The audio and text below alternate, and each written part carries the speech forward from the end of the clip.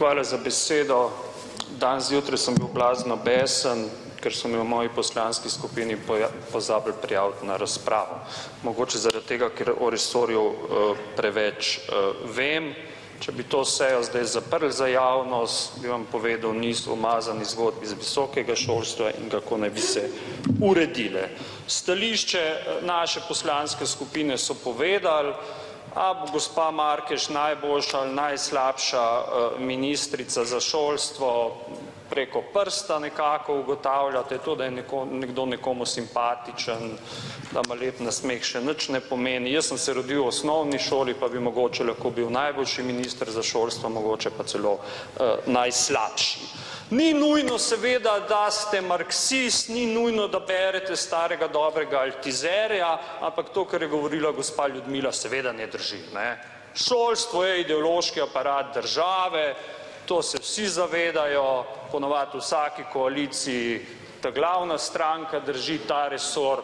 Do sedaj v Sloveniji bilo na tem položaju, če sem pravilno štel, 10 ljudi, 2 dami in 8 gospodov, vsi so imeli doktorat znanosti, to jim očitno glede na stanje v resorju kar dosti ni pomagalo.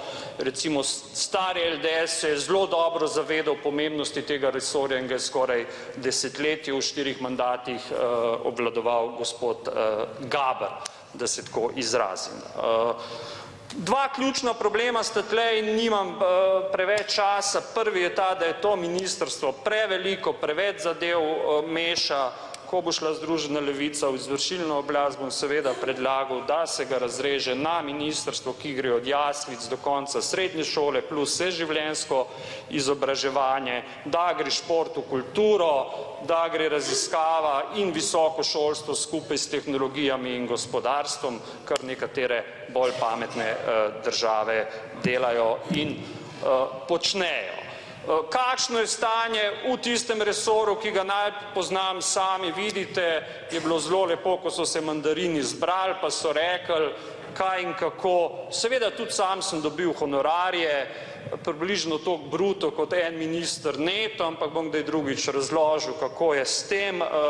Sam sem s kolegi tudi pripeljal na FDV 3/4 milijona v 30-milijonskem projektu, pa so nas bolj po strani gledali, pa od tistega 3/4 milijona verjetno niti 2% nisem dobil bruto v mojo plačo, čeprav sva s kolegico Simono Zavratnik oddelala sama pol tega projekta. Celo več, najbližji sodelavci so mi točke za Kobis za hrbtom ukradli.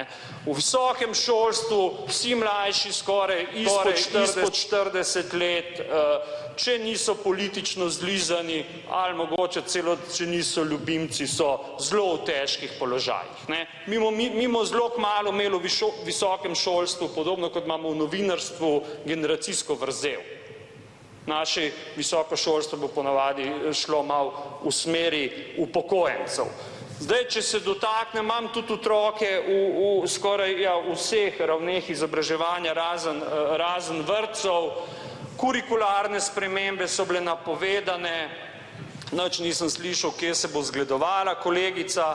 In zdaj, dvakrat sem podrobno analiziral celotni magnetogram seje odbora in lahko rečem, to je lep dokaz, da v Sloveniji družboslovja ni.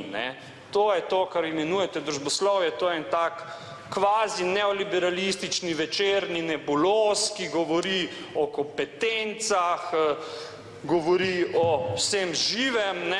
To, kar sem zdaj danes le poslušal, kaže na en veliki problem, ki ga ima ta državni zbor. To, da smo ratali poslanke in poslanci, še ne pomeni, da vse vemo in se bo treba kaj malo podučiti. Par primerov. Vajeništvo. Za vajeništvo najprej potrebujete mojstre, jih imamo.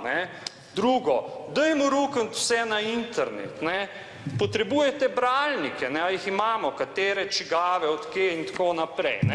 Tukaj je bilo ogromno nekega govorenja na pamet.